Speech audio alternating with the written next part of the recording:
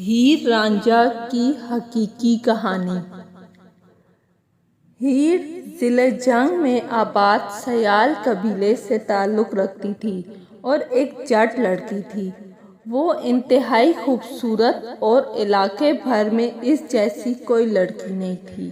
رانجھا بھی جٹ اور دریائے چناب کے کنارے آباد ایک گاؤں تخت ہزارہ ضلع سرگودا کا باسی تھا۔ اس کے 3 بھائی کھیتی باڑی کرتے تھے، مگر باپ کا چہیتا ہونے کے ناطے وہ جنگلوں میں پھرتا اور بانسری بجاتا رہتا تھا۔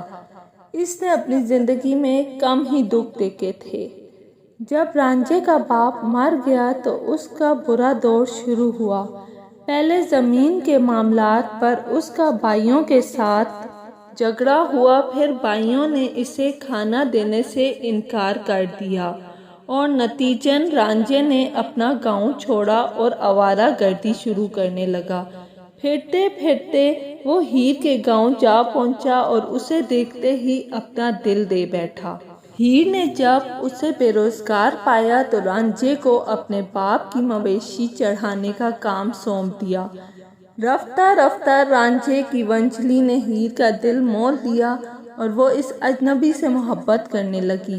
آہستہ آہستہ ان کے لیے ایک دوسرے کے بغیر وقت کاٹنا مشکل ہو گیا اور وہ راتوں کو چھپ کر ملنے لگے۔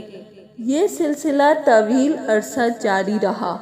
ایک دن ہیر کے چچا کیدو نے پکڑ لیا اور ہیر کے ماں باپ نے زبردستی اس کی شادی کر دی۔ محبت کی ناکامی سے رانجھے کا دل ٹوٹ گیا اور وہ دوبارہ آوارہ گردی کرنے لگا۔ ایک دن اس کی ملاقات بابا گوکھ ناتھ سے ہوئی، جو جوگیوں کے ایک فرید کن بھٹ کا بانی تھا۔ اس کے بعد رانجھا بھی جوگی بن گیا۔ اس نے اپنے کان چھدوائے اور دنیا کو خیر باد کہہ دیا۔ وہ گاؤں گاؤں نگر نگر پھرتا، آخرکار اس جگہ پہنچ گیا جہاں ہیر بیاہی گئی تھی۔ ہیر اور رانجھا وہاں سے بھاگ کر اپنے گاؤں پہنچ گئے۔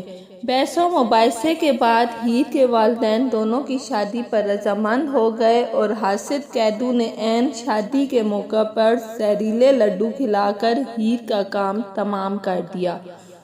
جب رانجھے کو یہ بات معلوم ہوئی تو وہ روتا پیٹتا اپنے محبوب کے پاس بھاگ آیا۔ ہیر کو مردہ دیکھ کر رانجھا بھی زہریلے لڈو کھا کر خودکشی کر لیتا ہے۔ جہاں بھی لازوال عشق کی بات ہوگی وہاں ہیر رانجھا کی عشقیہ داستان سامنے آئے گی، جو صدیوں تک نہیں بھولی جائے گی۔ پنجاب دریائے راوی، دریائے چناب، دریائے ستلج، دریائے سندھ، دریائے دلی کی سرزمین ہے۔ یہاں جو آدمی کسی عورت کو شادی سے پہلے بھگا لے اسے مرزا اور جو شادی کے بعد بھگا لے اسے رانجھا کہتے ہیں۔ جو یہ کام قصے کہانیوں میں کرے وہ ہیرو اور جو حقیقی زندگی میں کرے ویلن کہلاتا ہے۔ پنجاب کی ٹریجڈی یہ ہے کہ اس کے پاس جتنے اچھے عاشق ہیں وہ سب مردہ ہیں۔ ہیر رانجھا بھی ان میں سے ہیں۔ کیدو ان کی کہانی کا مرکزی کردار ہے۔ اسے کیدو اس لیے کہتے ہیں کہ اس کی زندگی کا اصول تھا، جو دیکھو سب کہہ دو۔ پنجاب کی لوک داستانیں پڑھ کر لگتا ہے یہاں کے لوگ کی جوانی کا آغاز محبت سے اور اختتام بھی محبت سے ہوتا ہے، اور نئی نسل کو اس سے بچانے کا ایک ہی طریقہ ہے کہ اسے نصاب میں شامل کر دیا جائے۔ کیدو بوڑھا نہیں تھا، کیونکہ پنجابی کبھی بوڑھا نہیں ہوتا، اور جو بوڑھا ہوتا ہے وہ پنجابی نہیں ہوتا۔ کبھی کسی پر ہاتھ نہیں اٹھایا، زیادہ سے زیادہ انگلی اٹھائی۔